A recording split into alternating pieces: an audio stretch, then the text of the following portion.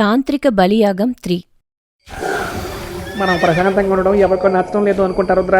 ఇప్పుడు ఏంటి పరిస్థితి? అసలైన కథ ఇప్పుడే మొదలు కాబోతుంది జోగి. నేను త్వరగా పని ముగించేస్తాను, నువ్వేం భయపడకు. సరే, నువ్వు జాగ్రత్త రుద్ర.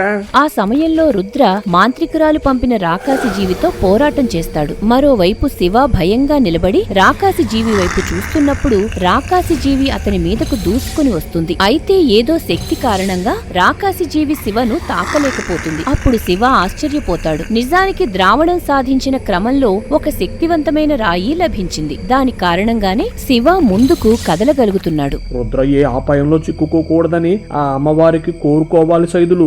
నా బిడ్డ మీద నాకు పూర్తి నమ్మకం ఉంది పెద్దయ్య. ఎలాంటి ఆటంకం ఎదురొచ్చినా ధైర్యంగా ముందడుగు వేస్తాడు. నీకు ఒక విషయం చెప్పనా సైదులు, మన జీవితంలో ఏం జరగాలనేది ముందుగానే రాసిపెట్టి ఉంటుంది. కేవలం మనం ఆ దారి వైపు మాత్రమే పయనిస్తాం. గూడెం పెద్ద చెప్పే మాటలను సైదులు ఏమాత్రం పట్టించుకోడు. మరోవైపు రుద్ర 3 ఘడియల పాటు రాకాసి జీవితో పోరాటం చేస్తాడు. ఆ క్రమంలో రాకాసి జీవి రుద్ర స్నేహితుడిని ఎత్తుకుపోతుంది. దాంతో రుద్ర తన స్నేహితుడిని కాపాడటం కోసం వెనుకే వెంబడిస్తాడు.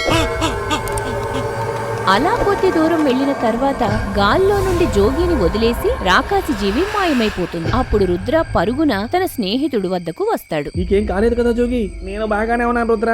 అసలు ఆ రాకాసి ఎందుకు వచ్చినట్టు, ఎందుకు తిరిగి మాయమైనట్టు? సర్లే, అవన్నీ తర్వాత మాట్లాడుకుందాం జోగి, మనం వెళ్దాం పదా. రుద్ర తన స్నేహితుడిని తీసుకుని అక్కడి నుండి పయనమవుతాడు. మరోవైపు శివ వద్దనున్న రాయి కారణంగా అతన్ని వెంబడిస్తున్న రాకాసి జీవి ఏమీ చెయ్యలేక అక్కడి నుండి వెళ్లిపోతుంది. సరిగ్గా 9వ రోజున శివ తన గ్రామం చేరుకుని లేవలేని స్థితిలో ఉన్న అనితకు ద్రావణం పట్టిస్తాడు. దాంతో మెల్లిగా ఆమె కళ్ళు తెరుస్తుంది. మరోవైపు లచ్చీ రూపం పూర్తిగా మారిపోయింది. ఆ సమయంలో రుద్ర రాక కోసం సైదులు వాళ్లు ఎదురు చూస్తున్నారు. అయితే రుద్ర వాళ్లు అర్ధరాత్రి వేళకు గూడెం వద్దకు చేరుకుంటారు. నాన్న, నేను ఆ ద్రావణం సంపాదించాను, పదండి అమ్మకు పట్టిద్దాం. నువ్వు ఆలస్యం అయిపోయావు రుద్ర. ఇప్పుడు లచ్చికి ఏ ఔషధం పట్టినా పనికిరాదు. ఏంటి నాన్న మీరు అనేది? మా అమ్మకి ఏం కాదు, మీరు పక్కకు తప్పుకోండి. మీ నాన్న చెప్పేది నిజమే రుద్ర. ఇంకాస్త ముందు వచ్చి ఉంటే మీ అమ్మని మామూలు మనిషిగా చేసేవాళ్ళం. నీ శ్రమ మొత్తం వృధా అయిపోయింది రుద్ర. ఆ మాటలకు రుద్ర ఆశ్చర్యపోతాడు. అప్పుడు రుద్ర తన తల్లిని చూడటానికి వెళ్తుంటే సైదులు వద్దని ఆపుతాడు. కాని రుద్ర ఏమాత్రం పట్టించుకోకుండా లోనికి వెళ్తాడు. అప్పుడు కురూపిగా మారిన తన తల్లిని చూసి రుద్ర కంటతడి పెట్టుకుంటాడు. ఆ సమయంలో తన బిడ్డ బాధపడటం చూసి, నువ్వేం బాధపడకు రుద్ర, నిజం చెప్పాలంటే నిన్ను మళ్లీ చూసినందుకు చాలా సంతోషంగా ఉంది. నన్ను క్షమించమ్మా, నేను నిన్ను కాపాడుకోలేకపోయాను. ఇది నీ ఓటమి కాదు రుద్ర, నా బిడ్డ మీద నాకు నమ్మకం ఉంది. నువ్వు ఖచ్చితంగా నన్ను మామూలు మనిషిని చేస్తావు. లచ్చీ మాటలు రుద్రకు కాస్త ఊరటను కలిగిస్తాయి. మరోవైపు మాంత్రికురాలు ఎప్పటిలా మాయా పొగను వదిలినప్పుడు అది ప్రయాణిస్తూ అనిత ఇంటి వద్దకు చేరుకుంటుంది. ఆ సమయంలో ద్రావణ శక్తి కారణంగా మాంత్రికురాలు పంపిన పొగ అనేది అనితను ఏమీ చేయలేకపోతుంది. అప్పుడు ఈ విషయం గ్రహించిన మాంత్రికురాలు ఆశ్చర్యపోతుంది. క్రోధామి, ఎందుకని ఆ కోన నా వశం కావడం లేదు? భవిష్యత్తులో కూడా ఆ కూనను ఏమీ చెయ్యలేము. ప్రస్తుతం ఆమెలో ద్రావణ శక్తి ఉంది కాబట్టి నీ బలికి ఆ కూన పనికిరాదు. మరిప్పుడు నేను 3 బలులు ఇవ్వటం ఎలా క్రోధామి? ఈ కథ ఇప్పటితో ముగిసిపోయిందా? నీకు ఒక అద్భుత విషయం చెబుతా విను. నువ్వు ఎవరినైతే బలి ఇవ్వాలనుకుంటున్నావో వారిద్దరూ రక్తం పలుచుకొని పుట్టిన అన్నదమ్ములు. నిజానికి 25 ఏళ్ల క్రితం కోమలిపురం అను గ్రామంలో ఉంటున్న ఒక జమీందారుకు కవలలు పుడతారు. అయితే పుట్టుకతోనే వారిద్దరికి ఒకే చోటులో పుట్టుమచ్చ అనేది ఉంటుంది. అప్పుడు ప్రసవం చేయించిన మంత్రసాని మాట్లాడుతూ, చూడండి జమీందార్ గారు, మీ పిల్లలు మా హర్జాతకంలో పుట్టారు. దానికి ఆ పుట్టుమచ్చలే గుర్తులు. భవిష్యత్తులో వారిద్దరూ ఎన్నో అద్భుతాలు చేయబోతున్నారు. ఆ మాటలకు జమీందార్ చాలా సంతోషపడతాడు.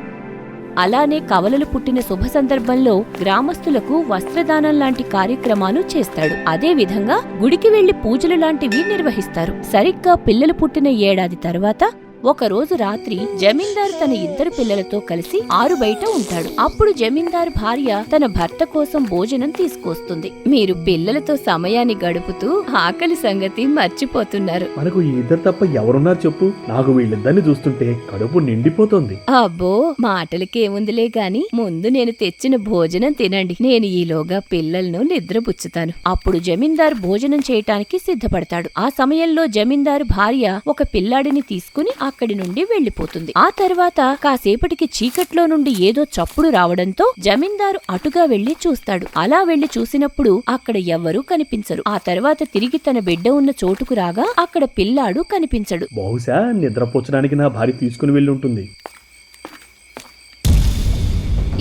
ఏవండి మన అబ్బాయి ఎక్కడా? అదేంటి నన్ను అడుగుతున్నావు? నువ్వే కదా నిద్రపోచడానికి తీసుకుని వెళ్ళావు. అయ్యో లేదండి, నేను పెద్దోడిని మాత్రమే తీసుకెళ్లాను. ఆ సమయంలో జమీందారుకు కంగారు మొదలవుతుంది. అప్పుడు జమీందార్ తన భార్యను ఇంటి దగ్గర ఉండమని చెప్పి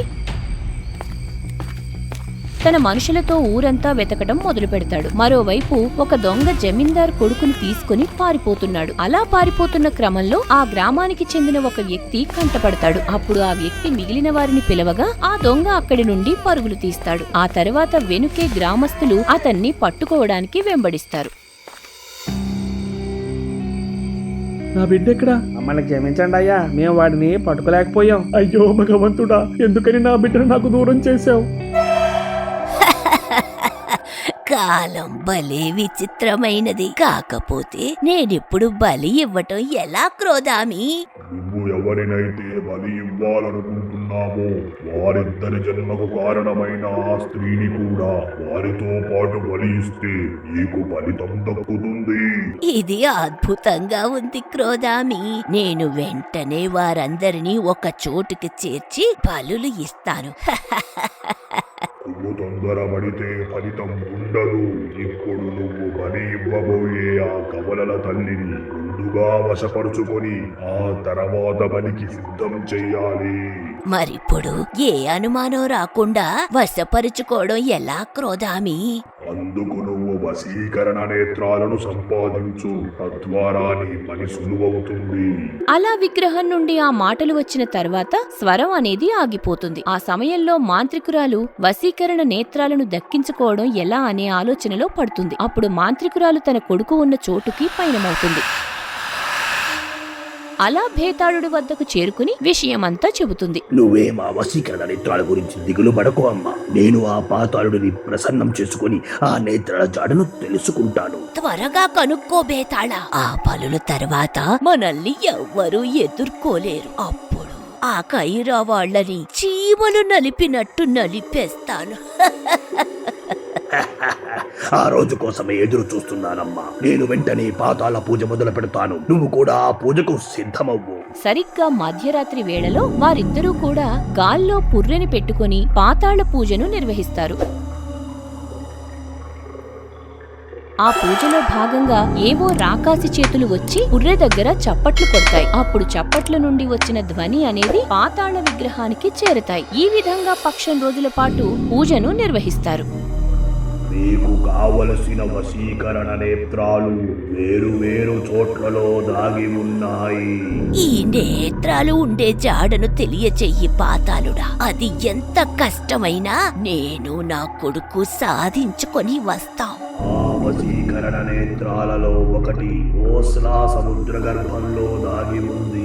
అలానే మరొక వశీకరణ నేత్రం ఎత్తైన కొమూరు కొండ మీద ఉన్న ఒక గృహలోపల ఉంది.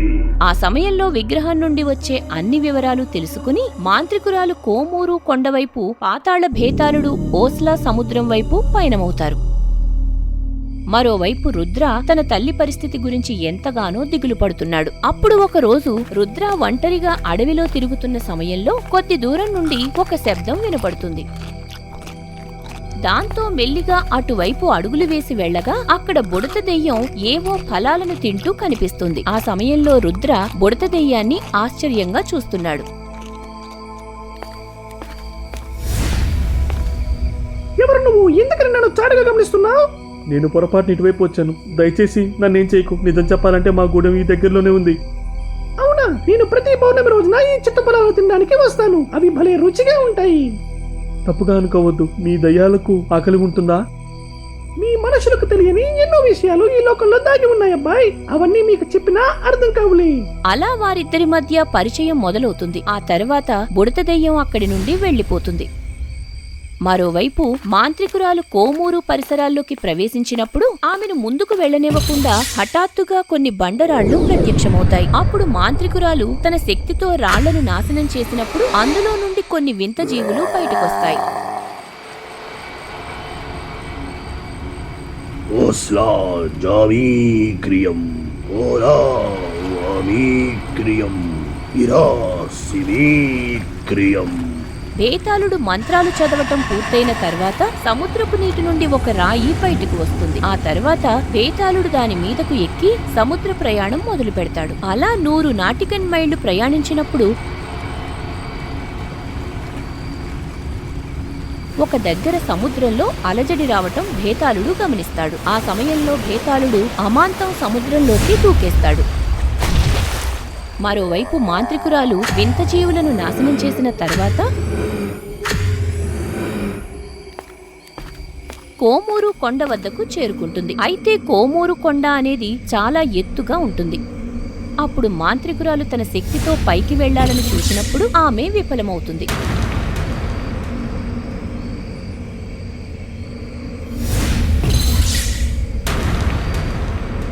ఇదేంటి, నేను పైకి ఎగరలేకపోతున్నాను. ఇప్పుడు ఈ కొండ మీదకు వెళ్ళటం ఎలా?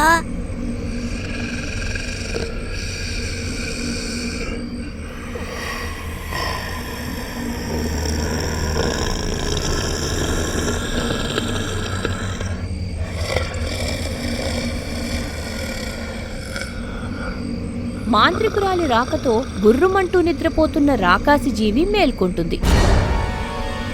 ఆ సమయంలో తనకు ఏమైనా సాయం చేయగలవా అని రాకాసి జీవిని మాంత్రికురాలు అడగటం జరుగుతుంది. దానికి రాకాసి జీవి మాట్లాడుతూ, నేను కానీ నీకు సాయం చెయ్యాలంటే నా లోపల దాగిన ఒక వింత ద్రవాన్ని తొలగించాలి. ఆ ద్రవం కారణంగా నేను ఈ చోటు వదిలి వెళ్ళలేకపోతున్నాను. నువ్వు కోరినట్టే నీకు సాయం చేస్తాను. ముందైతే నన్ను ఆ కొండ మీదకి చేర్చు. సరే, నేను ఆ కొండ మీదకు వెళ్లి నీకు నా చుట్టూ అందిస్తాను. నువ్వు దాన్ని అందుకుని పైకి రావచ్చు. ఒకవేళ నేను సాయం చేసిన తర్వాత నీ తెలివితేటలు ప్రయోగించాలనుకుంటే ఈ చోటు వదిలి వెళ్ళలేవు. గుర్తుపెట్టుకో. రాకాసి జీవి చెప్పిన మాటలకు మాంత్రికురాలు సరేనని ఒప్పుకుంటుంది. అప్పుడు రాకాసి జీవి అక్కడి నుండి ఎత్తైన కొండ మీదకు వెళ్తుంది. ఆ తర్వాత రాకాసి జీవి జుట్టును పట్టుకుని మాంత్రికురాలు కొండ మీదకి వెళ్తుంది. అలా తనకు సాయం చేసిన తర్వాత మాంత్రికురాలు రాకాసి జీవిలోకి ప్రవేశిస్తుంది. ఆ సమయంలో రాకాసి జీవి ఎంతగానో ఇబ్బంది పడుతూ ఉండగా కొన్ని క్షణాలకు ఒక ద్రావణంతో బయటకు వస్తుంది. నీ సాయానికి కృతజ్ఞతలు. ఇప్పుడు నాకు ఊరటగా ఉంది. ఇంతకీ ఆ ద్రావణాన్ని ఏం చేయబోతున్నావు?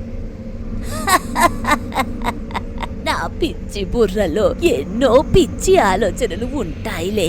నాకు ఈ ద్రావణం ఏదో రకంగా భవిష్యత్తులో తప్పక ఉపయోగపడొచ్చు. ఇక నేను బయలుదేరాల్సిన సమయం వచ్చింది. నువ్వు వీలైనంత త్వరగా పని ముగించుకుని వెళ్ళిపో. ఆ సమయంలో రాకాసి జీవి అక్కడి నుండి మాయమైపోగా మాంత్రికురాలు అక్కడున్న గృహలోకి ప్రవేశిస్తుంది. అప్పుడు గాల్లో వశీకరణ నేత్రం కనపడుతుంది.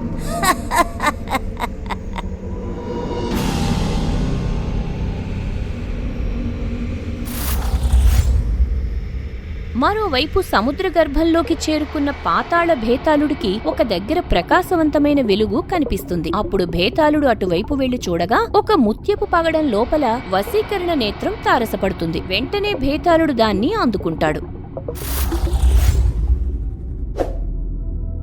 శివ, మనం వచ్చే నెలలో పెళ్లి పెట్టుకుంటే బావుంటుందనిపిస్తోంది. నువ్వేమంటావ్?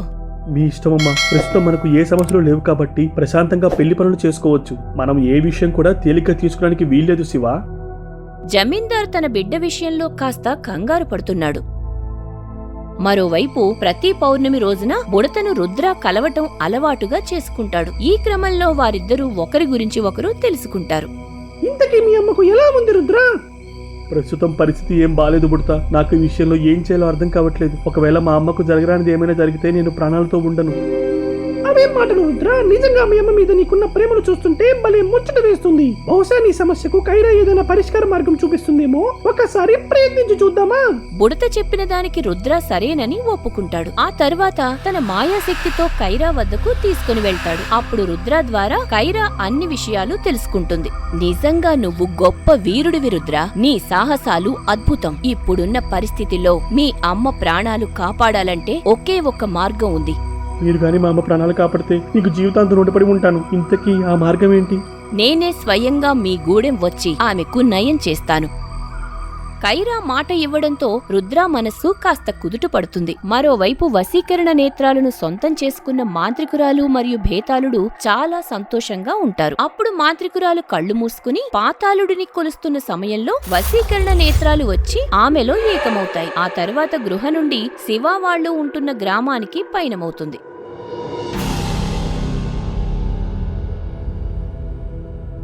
మీరేం భయపడకండి, మిమ్మల్ని నయం చేసే బాధ్యత నాది. ఒకవేళ నీకు కుదిరితే నా ప్రాణాలు తీసేయ్ తల్లి, నేను ఈ నొప్పిని భరించలేకపోతున్నాను. ఆ మాటలు రుద్రాను మరింత బాధపడేలా చేస్తాయి. మరోవైపు శివ అనితను కలిసి పెళ్లి విషయాల గురించి మాట్లాడుతున్నాడు. ఆ సమయంలో వారిద్దరూ చాలా సంతోషంగా ఉంటారు. ఇంకొద్ది రోజుల్లో మనం ఒకటి కాబోతున్నాం. నాకు చాలా సంతోషంగా ఉంది శివ. నాకు కూడా సంతోషంగా ఉంది అనిత. కాకపోతే నిన్ను జీవితాంతం భరించగలను అంటావా? అలాగైతే నన్ను వదిలేసి ఏ పిచ్చమ్మనో పుల్లమ్మనో పెళ్లి చేసుకో. ఆ తర్వాత నీకే తెలుస్తుంది నువ్వెలాంటి అమ్మాయిని దూరం చేసుకున్నావో. నాకు వేరే ఏ అమ్మాయి వద్దు. ఎందుకంటే అనిత అంటే అందం, అందం అంటే అనిత. ఆ మాటలకు అనిత తెగ మురిసిపోతుంది. మరోవైపు శివ తల్లిదండ్రులు వేరొక పని నిమిత్తం పక్క గ్రామానికి వెళ్లి తిరిగి మళ్లీ గ్రామంలోకి వస్తుంటారు. అలా పొలిమేర దారి గుండా వస్తున్నప్పుడు ఎవరో పిల్లాడి ఏడుపు శబ్దం వినబడుతుంది. ఆ సమయంలో ఇద్దరూ కూడా ఏడుపు శబ్దం వస్తున్న వైపు వెళ్లి చూసినప్పుడు గతంలో తప్పిపోయిన తన రెండో బిడ్డ కనిపిస్తాడు. ఆ క్షణం ఇద్దరూ అయోమయ స్థితిలో ఉంటారు. అప్పుడు తల్లి మనస్సు తల్లడిల్లి ఏడుస్తున్న పిల్లాడి దగ్గరకు వెళ్లగానే అక్కడున్న పిల్లాడు మాయమై దుష్ట మాంత్రికురాలు ప్రత్యక్షమవుతుంది. భయపడకండిరా, మిమ్మల్ని చూడటం చాలా సంతోషంగా ఉంది. అసలెవరు నువ్వు? నా బిడ్డ గురించి నీకేమైనా తెలుసా? ముందైతే నువ్వు నా చోటుకి పద, ఆ తర్వాత అన్ని విషయాలు తెలుస్తాయి. ఆ సమయంలో వశీకరణ నేత్రాల నుండి వచ్చిన శక్తి కారణంగా జమీందారు భార్య ఆ దుష్ట మాంత్రికురాలు వశమవుతుంది. అదంతా జమీందారు గ్రహించేలోపు మాంత్రికురాలు ఆమెతో కలిసి అక్కడి నుండి మాయమైపోతుంది. ఆ తర్వాత జమీందార్ కంగారుగా ఇంటికి చేరుకుని శివాతో విషయమంతా చెబుతాడు. దాంతో ఏం చెయ్యాలో అర్థం కాని స్థితిలో శివ ఉండిపోతాడు.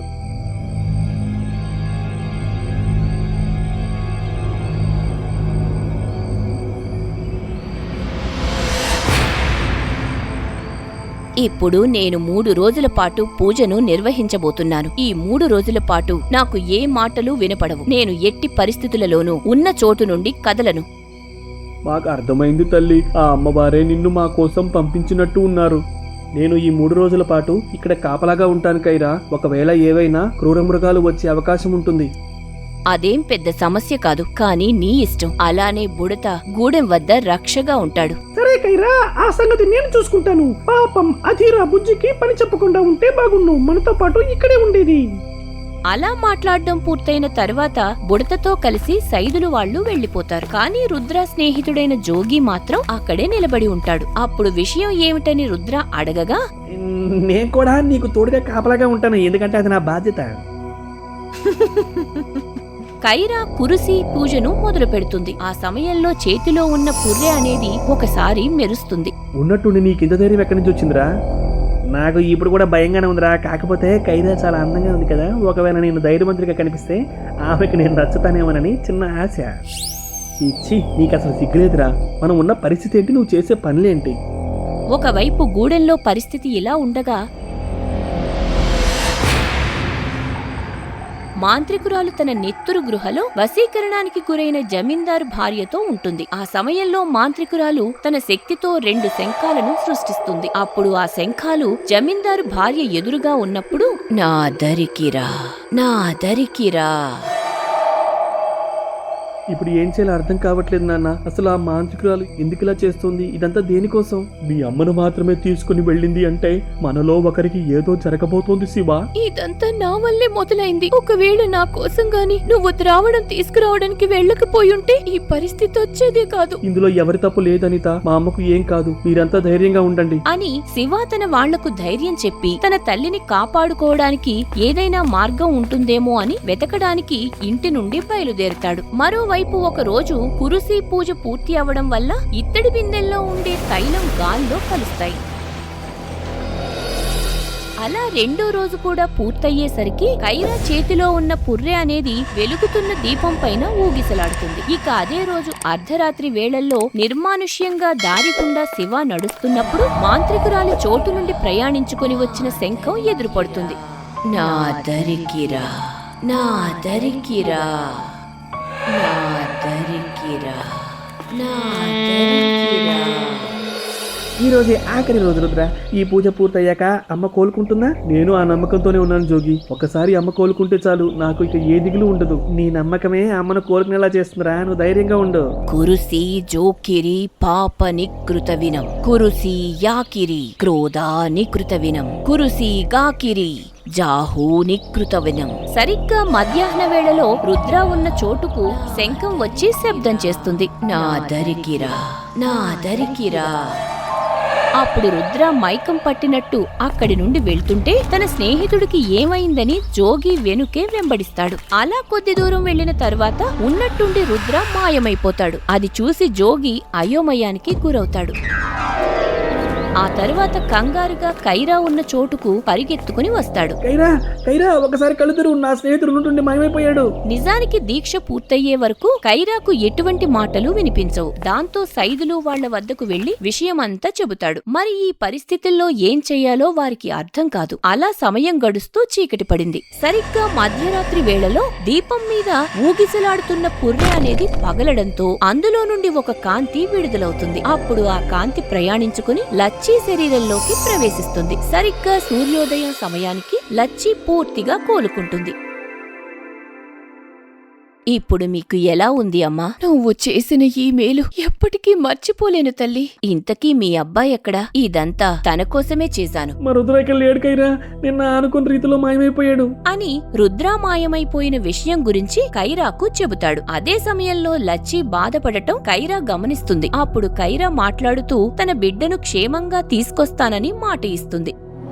మరోవైపు దుష్ట మాంత్రికురాలు ఆలూరు అను ప్రాంతంలో రుద్ర వాళ్ళని ఒక గాజు జాడీలో బంధించి ఉంచుతుంది. ఆ తర్వాత కాసేపటికి వారంతా మైక నుండి బయటపడతారు. అప్పుడు తమను తాము చూసుకుని ఆశ్చర్యపోతారు. అలానే శివ వాళ్ళ అమ్మ రుద్రాను అయోమయంగా చూస్తుంది. మీరు ఎక్కువగా శ్రమ పడకండి, మీ అనుమానాలన్నీ నేను తీరుస్తా. గతంలో నీకు దూరమైన కొడుకు వాడే. ఇన్నేళ్ల తర్వాత మీ అందరినీ నేనే కలిపాను. అందుకు మీరంతా నాకు రుణపడి ఉండాలి అని మాంత్రికురాలు విషయాలన్నీ కూడా పూసగుచ్చినట్టు చెబుతుంది. ఆ మాటలన్నీ విన్న తర్వాత జమీందార్ భార్య కంటతడి పెట్టుకుంటుంది. మరోవైపు కైరా రుద్రాకు చెందిన వస్త్రం ముక్క ఒకటి తీసుకుని నేత్రాని చోటుకు వస్తుంది. అప్పుడు సాయం కోసం నేత్రానిని అడగగా రుద్ర వస్త్రం ముక్కను తన వద్ద ఉన్న వేటకుక్కకు వాసన చూపిస్తుంది. ఆ సమయంలో వేటకుక్క గృహ నుండి వేగంగా కదిలి వెళ్లిపోతుంది. నీ సాయానికి కృతజ్ఞతలు నేత్రాని. వీలైనంత త్వరగా రుద్రాను కనిపెట్టుకుని వస్తాను. నా వేట కుక్క ఈ పాటికే సగం దూరం వెళ్లిపోయుంటుంది కైరా. మీరు దాని శబ్దం విని వెంబడిస్తూ వెళ్ళండి. అర్థమైంది నేత్రాని, ఇక మేము బయలుదేరుతాం అని కైరా బుడతతో కలిసి గృహ నుండి బయలుదేరుతుంది. అలా ఆకాశ వీధుల్లో వేటకుక్క శబ్దాన్ని అనుసరిస్తూ ముందుకు వెళ్తుంటారు. మరోవైపు దుష్ట మాంత్రికురాలు బలి కోసం అన్నిటినీ సిద్ధం చేస్తుంది. నీతో ఏం మాట్లాడాలో కూడా అర్థం కావడం లేదు. మనం ఇలా కలుసుకోవటం బాధాకరంగా ఉంది. మీ పరిస్థితి నాకు అర్థమైంది. నేను కూడా మొదట్లో శివుని కలిసినప్పుడు ఏదో తెలియని బంధం ఉందనిపించింది, కానీ అది రక్త సంబంధం అని ఈ రోజే తెలిసింది. ఇంతకీ ఆ మాంత్రికురాలు మనల్ని బంధించడానికి గల కారణం ఏమై ఉంటుంది? దాని గురించి ఏమైనా తెలుసా? ఆ సమయంలో మాంత్రికురాలు బలి ఇవ్వడం కోసం బంధన నుండి ముందుగా శివ వాళ్ళ అమ్మను బయటకు రప్పిస్తుంది. ఆ క్షణం బంధనలో ఉన్న ఇద్దరికి భయం మొదలవుతుంది. అప్పుడు మాంత్రికురాలు గాల్లో ఉన్న కత్తితో వేటు వేయాలని చూసినప్పుడు అమాంతం వేటకుక్క వచ్చి అడ్డుకుంటుంది. దాంతో మాంత్రికురాలు కోపంగా వేటకుక్క మీద దాడి చేసి దూరంగా విసిరి కొడుతుంది. ఇంతలో కైరా అక్కడకు చేరుకోగా రుద్రాలో కాస్త ధైర్యం వస్తుంది. నా బలులు చూడటానికి వచ్చావా కైరా? నువ్వు తప్పు మీద తప్పులు చేస్తున్నావు. ఇదంతా దేనికోసం? అవన్నీ నీకు చెప్పినా అర్థం కావులే కూనా. ముందైతే నా మొదటి బలిని చూడు.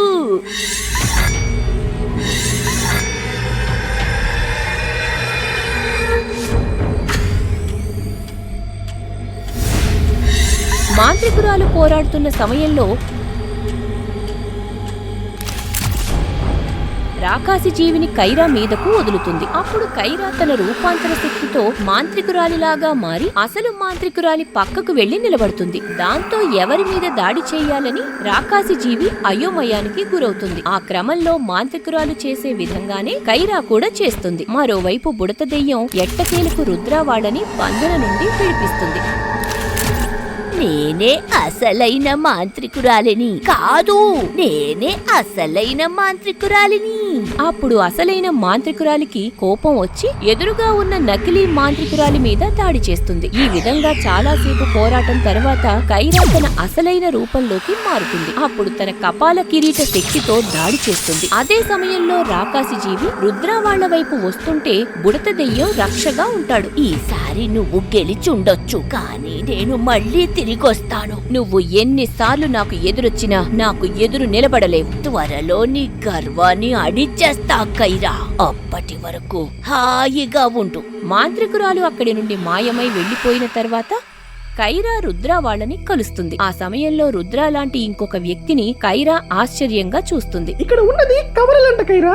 ఇప్పుడే వీళ్ళ కథ మొత్తం తెలుసుకున్నాను. ఇంతకీ మా అమ్మకు ఎలా ఉంది కైరా? మీ అమ్మ తిరిగి మామూలు స్థితికి వచ్చింది రుద్ర. నువ్వు ఇక భయపడాల్సిన పని లేదు. నాన్న రుద్ర, ఇప్పుడు సమస్యలన్నీ పోయినట్టే కదా. నువ్వు మాతో ఊరికొచ్చే, మనమంతా కలిసుండొచ్చు. ఆ సమయంలో కన్న ప్రేమను బయట పెడుతూ రుద్రాను తమతో పాటు వచ్చేయమని అడుగుతుంది. మీరు నాకు జన్మనివ్వచ్చు, కానీ నాకు ఈ జీవితాన్ని ఇచ్చింది మాత్రం మా అమ్మే. కాబట్టి నేను ఆమెను వదిలి రాలేను. నన్ను క్షమించండి. అది కాదు బాబు, ఒకసారి నేను చెప్పేది విను. వద్దు అమ్మా, నాకు నీ బాధ అర్థమవుతుంది. కానీ మన స్వార్థం కోసం రుద్రను మనతో తీసుకుని వెళ్లడం సరికాదు. శివ కొన్ని మాటలు చెప్పిన తర్వాత ఆమె కూడా సరేనని ఒప్పుకుంటుంది.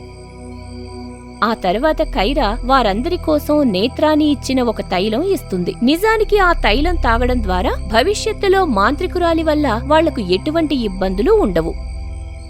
ఇదంతా పూర్తయిన తర్వాత వారంతా తిరిగి తమ చోట్లకు పయనమవుతారు. అలా గూడెం చేరుకున్న రుద్ర తన తల్లిని చూసి ఎంతగానో సంతోషిస్తాడు. అదే విధంగా శివ మరియు వాళ్ళ అమ్మ తిరిగి ప్రాణాలతో రావడం చూసి అనిత వాళ్ళు కూడా సంతోషిస్తారు. బహుశా మన పెళ్లికి ఎటువంటి ఇబ్బంది ఉండదనుకుంటా Anitha.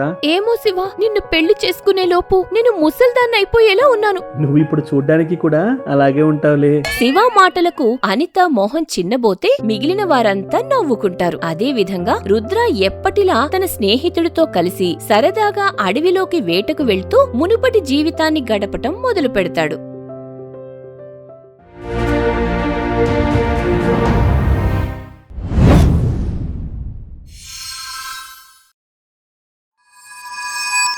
For more horror stories, please subscribe our channel.